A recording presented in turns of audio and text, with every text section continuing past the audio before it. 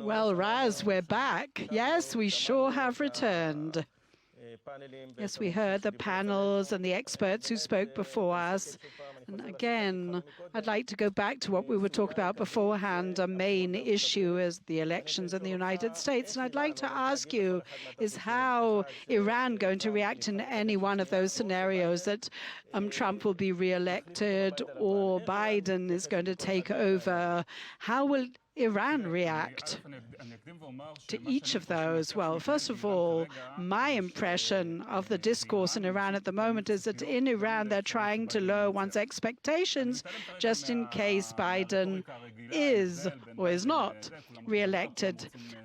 Basically, everyone wants to topple the regime, but Iran has understood that things have changed over the last 2 years, and so they as well assume that even in the more optimistic scenario where Biden is elected, it'll be very difficult to restart the negotiations.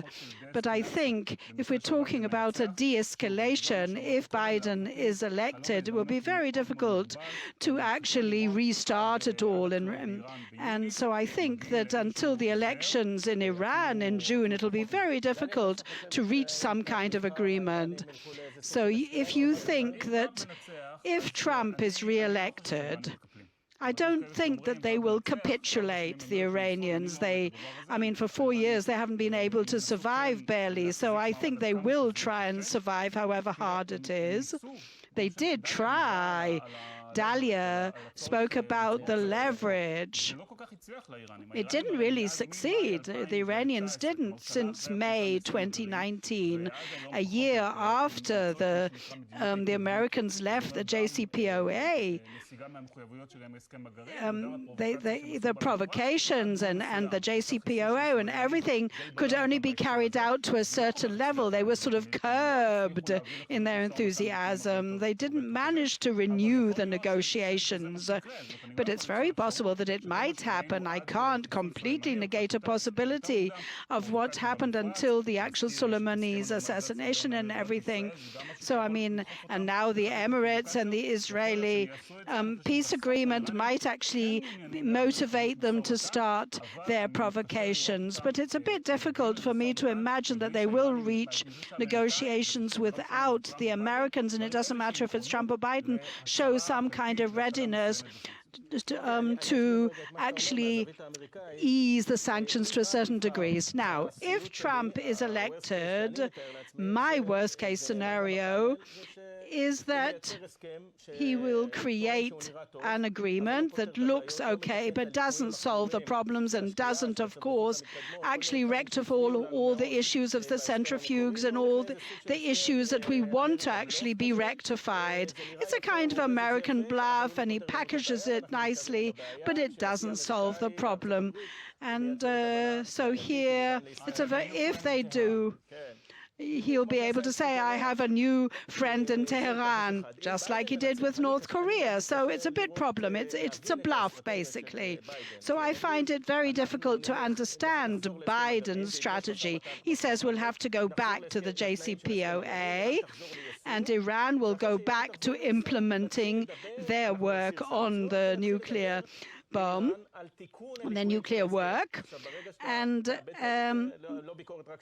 it's not only my criticism, by the way. So if you've lost the leverage of the sanctions, then how do you expect them to make significant changes in that nuclear agreement that you've just got back to and just gone back to the table with it? I can't see. The Iranians would very like that they should be allowed to have dollar transactions with the Europeans, and I do not envision that happening. And it certainly, I don't think that that would really serve the American people in any way, so I'm not sure how that would happen. So many have said that the Iranians are a tough rival, a tough foe with very significant capabilities, and they're a very dominant foe. And there are others who say Iranians will never change their policy, they will continue supporting terror organizations and calling for the destruction of the State of Israel. So if you really want change, it's only by toppling the regime and changing the regime in Iran. Well, for 41 years they've been talking about that, no? Yes, since February, yes, 41 years, you're right.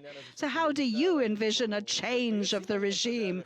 And there are sort of little swallows of that. We've seen people going to the streets, demonstrating calls for a change in the system of this religious kind of regime. But all the questions about regime change are long-winded deliberations that are always interesting, academic, research terms. They're very interesting, but I actually can't really see it happening. I'd be delighted to get up tomorrow morning and to hear that there's a democratic, secular, pro-Western regime in Iran. And it's not the only scenario. There are so many commentators and citizens in Iran who, if you say to them that it's going to collapse tomorrow morning, they'll say that it's very probable we'll find ourselves with a military tyranny kind of regime if it's no longer a theocratic one. I'm not sure if that change will be in anyone's benefit, but you can't actually decide on your strategy that is not in your hands whatsoever. If you ask me whether there's going to be a revolution soon there, whether they are collapsing in the regime or not, I don't think so. But if tomorrow morning we get up and we hear that there was a revolution, I'll be able to explain it beautifully. And I think what we've seen over the last 2 years, that alongside of protests increasing and demonstrations and tremendous criticism, public criticism, I still can't see how things will move in that favor. Unfortunately, you can still see the weaknesses, their inherent weaknesses of the actual people. The vox populi is not of the middle classes. It's based on actually economic reasons. They're basically, you can say that they are the merchant and the bazaar who've come and done it, but it's not a real political demonstration. And basically, I think that the merchants in the market don't really want that from an economic point of view. So they're not on the threshold of collapse. They're not on the edge of the abyss. But I don't think it's actually going to fall and be toppled. But if we look at their progress in the nuclear program, a change of the regime won't actually solve that issue. There's another danger encroaching upon us as well. I think that there's a kind that this regime is going to change, they may say. So you don't have to exert too many efforts vis-a-vis the nuclear program, because after all, that will be stopped when the regime changes.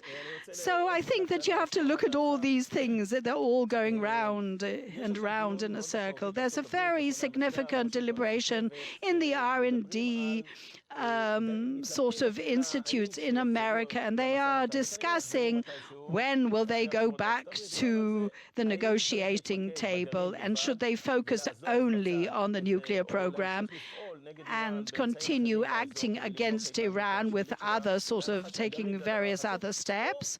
Or should they have a comprehensive agreement, a regional one, a nuclear one? And Dennis Ross spoke about sort of various issues connected to Hezbollah and other things. Listen, I was never actually a supporter of the grand bargain one, not because I think that they're undermining things in Yemen and Syria, because that was actually what Israel believed in for many years, because Israel believed that this was an existential threat against them, the nuclear program.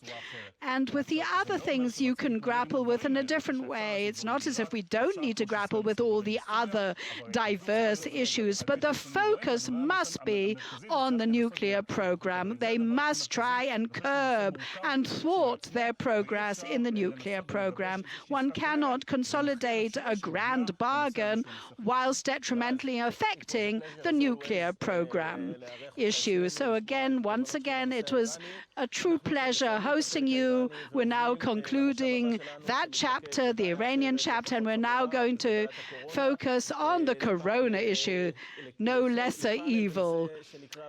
And let's talk about the issues of the COVID-19 crisis, from a wealth pandemic to a socioeconomic virus.